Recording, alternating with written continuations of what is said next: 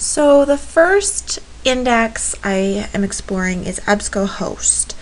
I have been using EBSCOhost for most of my UBC courses this year, and I find it to be extremely user-friendly.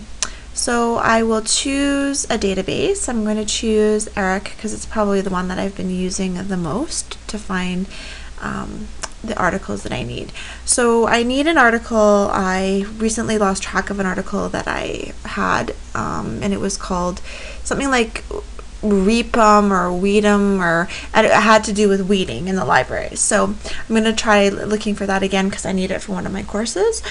So I'm just going to type in weeding in the library, and I find that this index just is very, very user-friendly, and it's very forgiving, and you can actually have multiple search terms. So I'm just going to put weeding in the library and go search, and it comes up with so many different articles.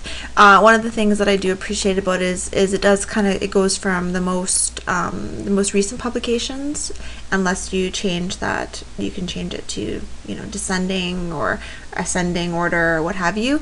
You can also refine your search because this is bringing up 129 results, which can take some time to sift through. So you can refine your search as in publication date or what have you. And so I'm just going to look through and see. Oh, and there's the article I'm actually looking for. Weed and reap. That's right.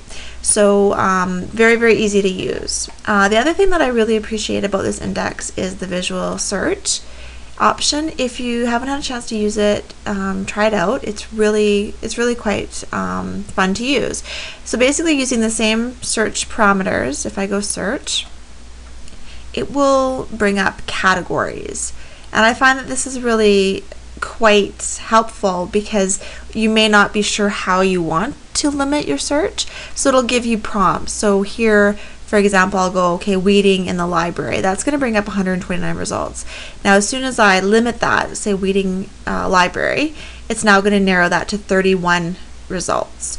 And then if I go, okay, only within school libraries, it's going to narrow it again to 9 results. So it's actually prompting you to refine your own searches, which I find to be very, very helpful.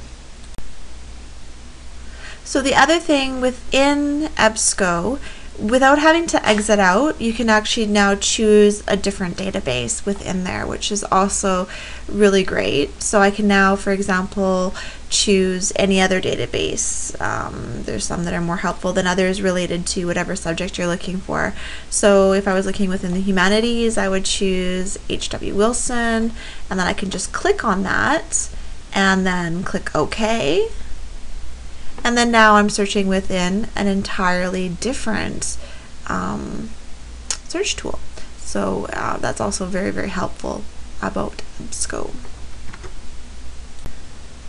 So other aspects of EBSCOhost that I've grown to really appreciate are, if you go into the article that you want, so I'm going to go into Weedum and Reap, there are a lot of features within this area. You can download the record in different formats.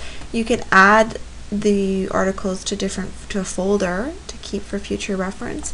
You can save it, which I often do, to save it into my own files. You can actually listen to it. It takes a long time for it to extract because, well, depending on the length of the article, but that's actually a really great feature. As well as, I like that you can create the citation in multiple different ways. That's very, very helpful.